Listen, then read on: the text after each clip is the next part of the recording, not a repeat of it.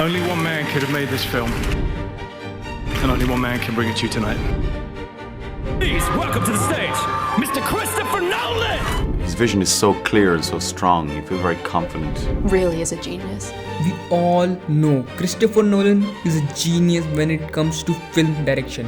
While other studios are drowning in CGI and Netflix is trying to replace cinemas, Christopher Nolan is adamant to save cinemas. His approach to use practical effects makes his movies so real and are always visually stunning and are called a masterpiece.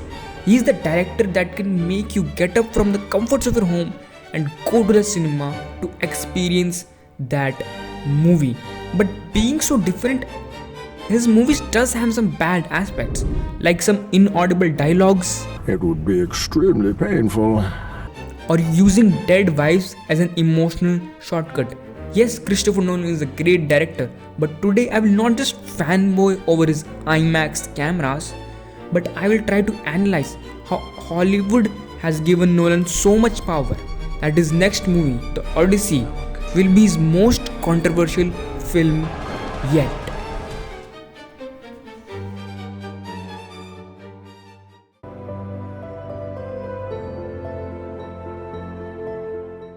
Do you guys remember this insane plane crashing in Tenet? It was so dramatic. Well, this is not CGI, so how did they make this scene? That part is a little dramatic. Well, they did it in reality. They got an actual building, an actual Boeing 747, and just crashed the plane into the building for a movie. In the words of Robert Pattinson, yeah, we got a 747 all crashing into a building. That's how we're achieving the 747 crashing into a building. this semi-truck flip in the streets of Chicago was also done with practical effects and a ramp in the middle of the streets.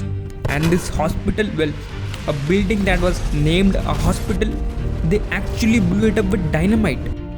All these practical effects are generally not encouraged by studios because first of all you have to build these giant sets, then secondly get these giant cameras into those sets which are expensive, train the actors for the scene, and then this costs a lot of money and time. They would rather spend the same money into CGIing that scene. And the scenes you're seeing are of the movie Hobbit, for which the third part was directed by Peter Jackson and is a perfect contrast of Christopher Nolan. Well, first of all, he directed the Lord of the Rings trilogy, the trilogy of all our childhood that we all love, that won 17 Oscars by the Academy Awards. Mind you, 17. And when The Hobbit was originally directed by Guillermo del Toro, but due to some production delays and financial troubles in the mid-2000s, he had to step away. And when Peter Jackson came on to direct the final film of the trilogy, he was not happy because he was not given prep time, no storyboards, no visuals. He just had to wing the movie. We didn't wind the clock back a year and a half and give me a year and a half prep to design the movie I was going to make, which was different to what he was doing. And as a result of it being impossible, I just started shooting the movie with most of it not prepped at all. And action. When he directed Lord of the Rings, he had a prep time of 3.5 years. That's what got the movie 17 Oscars. And the difference in the movie is clear. In A Hobbit, the Gollum's CGI was actually worse than the Lord of the Rings. And the orcs, they were completely CGI'd. While in the original Lord of the Rings, they were made with practical effects. A director who has won 17 Oscars couldn't get basic things like prep time, and Nolan gets the final say and fury reign in his movies. That's the contrast and power Christopher Nolan has. Can't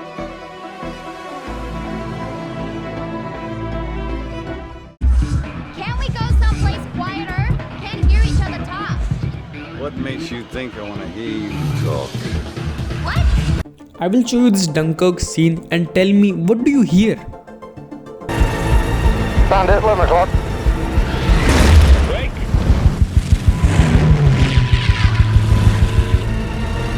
Dunkirk so far, why can't they just load at Cali? The enemy had something to say about it.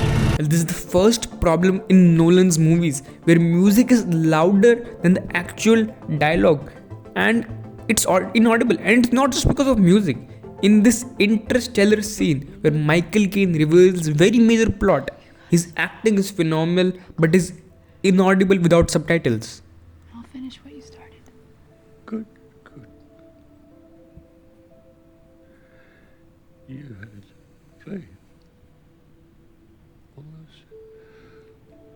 All those years. And these posters started showing up in movie theaters telling that this is the original music, and is a giant meme on the internet.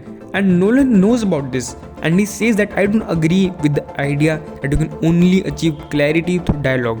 Clarity of story and emotions I try to achieve it in a very layered manner, everything at my disposal with picture and sounds. The audio can sometimes be muddy when the characters are wearing helmets. What's the matter? The 50-50 chance you're gonna kill yourself. And Bane was always muddy due to the mask he was wearing all the time. Gotham! Take control. Take control of your city. Tries to bring the environment into the sound. It becomes hard to hear. Warhead was 3/4 of a kilo lighter. The Mystics of 41. Surface at the Upper House, the Shikiev on a 14. It's true that Nolan emphasizes on music, but hearing the dialogue is. Next up is the problem of dead wives. Just look at it. In Memento, Pierce's wife dies in the movie. In Prestige, both Hugh Jackman's and Christian Bale's wife die in the movie. One is drowned during a magic scene, and the other one committed, well, I can't say without getting age restricted. In Inception, Mal tried bungee jumping without a rope in real life and not in a dream. Okay.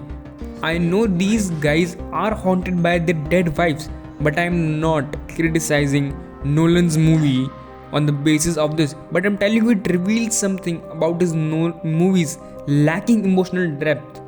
If you draw a graph of complexity and emotion and plot the movies, you can see a pattern in these movies are complex and are not emotional. Some are perfect, like Interstellar and The Dark Knight, which have both. But let me clear up.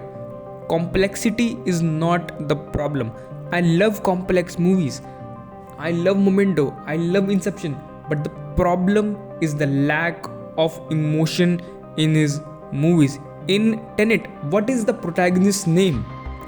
If you Google the cast, the characters have been given no name. The movie Dunkirk is structured in a very different way, where we see 1 week of the trapped soldiers, a day in the sea, and 1 hour in the sky. In this war film, we don't follow any characters. There is no character or emotional arc. We follow the situation of Dunkirk from different perspectives. We're not meant to love anyone in Dunkirk, but survive it.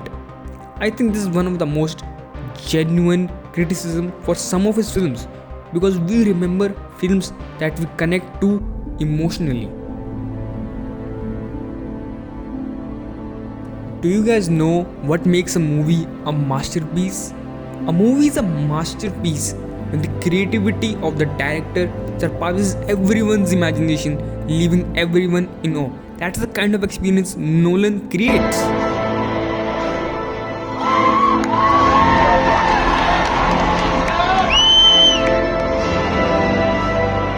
A movie like Prestige, a movie about a dream within a dream within a dream, a movie about black holes in relative time, a movie about reverse entropy, a non-linear biopic of Robert Oppenheimer, and this year he is releasing The Odyssey based on Greek mythology, for which everyone's excited because the experience in this movie we feel is great, because Nolan cleverly uses IMAX to enhance the experience for the audience. Shooting the film in IMAX and releasing it on those massive screens, I think it's an incredibly immersive way for an audience to connect with the movie. It's an incredible way to see it. The screen really disappears. I refer to it as 3D without the glasses. You know, this massive, clear, crisp, bright image that you can lose yourself in. The background scores in his movies are worthy of an orchestra.